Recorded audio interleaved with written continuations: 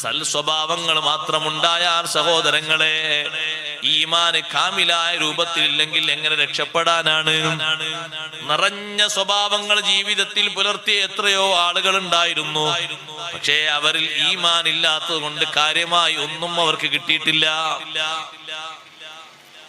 നബി സല്ലല്ലാഹു അലൈഹി വസല്ലം സ്വഹാബത്ത് പലപ്പോഴും ചോദിച്ചൊരു ചോദ്യമാണ് ഇബ്നു ജദ്ആനെ കുറിച്ച്.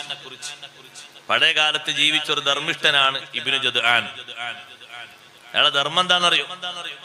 എല്ലാ ദിവസവും ആയിരക്കണക്കിന് ആളുകൾക്ക് ഭക്ഷണം കൊടുക്കും. വലിയ ധർമ്മാണത്.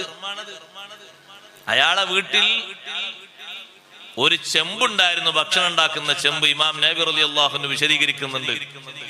ഹദീസിന്റെ വിശദീകരണത്തിൽ കാണാം, ആ ചെമ്പിലേക്ക് ഭക്ഷണം എടുക്കാൻ വേണ്ടി ഒരു ഏണി വെച്ച് കയറണം. അത്രയും ഉയരമുണ്ട്, വലുപ്പമുണ്ട്.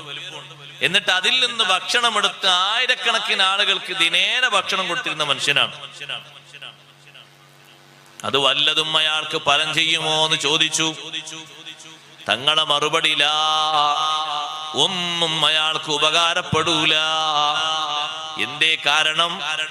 ലം യഖുൽ യൗമൻ റബ്ബിഗ്ഫിർലി ഖതീഅതി യൗമദ്ദീൻ.